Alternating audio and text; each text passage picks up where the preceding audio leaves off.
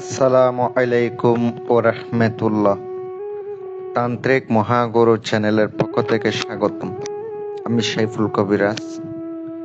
প্রত্যেকবারের মতো আজকে একটা ভিডিও নিয়ে আসলাম।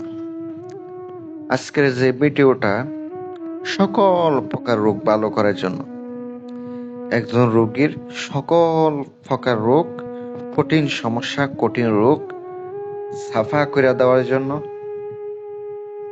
দূর করে দেওয়ার জন্য আজকে একটা তদবির নিয়ে আপনাদের সামনে আসলাম। এমন কিছু রোগ আছে, এমন কিছু জটিল কঠিন রোগ আছে, কিন্তু ডাক্তারের মাধ্যমে সমাধান হয় না। তদবিরের মাধ্যমে আল্লাহ পাকের কাছে আপনি সাহায্য চাইবেন। আল্লাহ পাক যদি চায়, অবশ্যই আপনার রোগটা ছাপা হয়ে যাবে, সমাধান হয়ে যাবে ইনশাআল্লাহ। আমি সাইফুল কবিরাজ। যারা যে কোনো তদবির নিতে চান অথবা পার্সোনাল ভাবে কাজ করাইতে চান, বশীকরণের কাজ, বিচ্ছেদের কাজ আর বিভিন্ন ধরনের কাজ করাইতে চান, দেশ এবং দেশের বাহির থেকে যারা খরচ দিতে পারবেন, একমাত্র তারা আমার নাম্বারে ইমো আছে, হোয়াটসঅ্যাপ আছে, নক করে যোগাযোগ করবেন। আজকে আমি আপনাদেরকে যে নকশাটা তুলে ধরেছি, যে নকশাটা দেখতে পাচ্ছেন, এটার মাধ্যমে আপনার সকল প্রকার রোগ ব্যাধি ইনশাআল্লাহ সমাধান করতে পারবেন, দূর করে দিতে পারবেন। কিভাবে আমি আপনাদেরকে সম্পূর্ণ বিস্তারিত কইতাছি, একটু মনোযোগ সহকারে শোনেন। আপনি জুমার দিন জুমার নামাজের পরে আপনাকে এই নকশাটি, যে স্ক্রিনে যে একটা নকশা দেখতে পাচ্ছেন, আপনাকে নকশাটার ভিতরে একটু লক্ষ্য করেন। ওখানে অবশ্যই নকশাটার একদম নিচে আপনাকে লক্ষ্য করতে হবে, আর উপরে একটু লক্ষ্য করেন। অবশ্য ওখানে আপনার নামগুলো অবশ্যই লিখে দিতে হবে।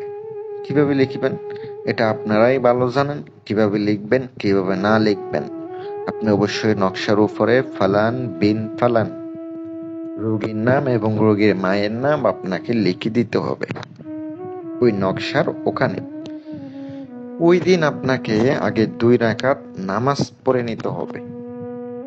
আপনার উদ্দেশ্য থাকবে যে আমি অমুক ব্যক্তির রোগটা যেন খুব দ্রুত আল্লাহ পাক সমাধান করে দেয়।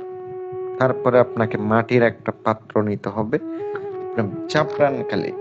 এই চাপড়ানকালির দ্বারা কিন্তু আপনার অবশ্যই একটা কলম আছে, মার্ক কলম। ওই কলমের মধ্যে কালিটা ভরে তারপরে আপনাকে ওই পাত্রের মধ্যে লিখবেন। ধীরে ধীরে লিখবেন যেন ভুল না হয়, একটা অক্ষর যেন আপনার না যায়। আর অবশ্যই পুরোটাই নকশা লিখিত হবে। আর অবশ্যই নকশার মধ্যে আপনাকে নাম লিখিত হবে, আরবিতে লিখতে হবে, বাংলাতে লিখলে কিন্তু চলবে না। লিখার আগে অবশ্যই 11 বার দুরূদ শরীফ পড়বেন, পরে 11 বার দুরূদ শরীফ পড়বেন। এইভাবে আপনাকে কাজটা করতে হবে। নকশাটা আপনার লেখার পরে সুন্দর করে আপনি পাত্রটা, মাটির যে পাত্র অথবা মাটির প্লেট যেটাই হোক, ওখানে যে লিখছেন, আপনি অবশ্যই 11 বার দুরূদ শরীফ পড়বেন, 11টা ফুঁক দেবেন বিসমিল্লাহ শহীদ। পড়ার পরে এটা যদি সুন্দর করে ধুইয়া পানি দেয়া আপনার ওই রোগীকে পান করাইতে পারেন, ওই ব্যক্তি যদি খায়, তাইলে কিন্তু আস্তে আস্তে ঠিক হয়ে যাব। 1 সপ্তাহ আপনার করতে হবে। 1 সপ্তাহ করলে খুব দ্রুত ঠিক হয়ে যাবে। এটা অবশ্যই খুবই শক্তিশালী, খুবই পাওয়ারফুল। যদি আপনারা পার্সোনাল কাজ করাইতে চান অথবা যোগাযোগ করতে চান, আমার নাম্বারটা যে স্ক্রিনে দেওয়া আছে, আপনার হুটহাট করে ফোন দেন। ফোন না দিয়ে আপনি ইমো হোয়াটসঅ্যাপে যোগাযোগ করেন। আমার নাম্বার আছে, ইমো হোয়াটসঅ্যাপে যোগাযোগ করেন। নাম্বারে ফোন না দিয়া অবশ্যই আমাকে পেয়ে যাবেন। আর সকলে ভালো থাকবেন।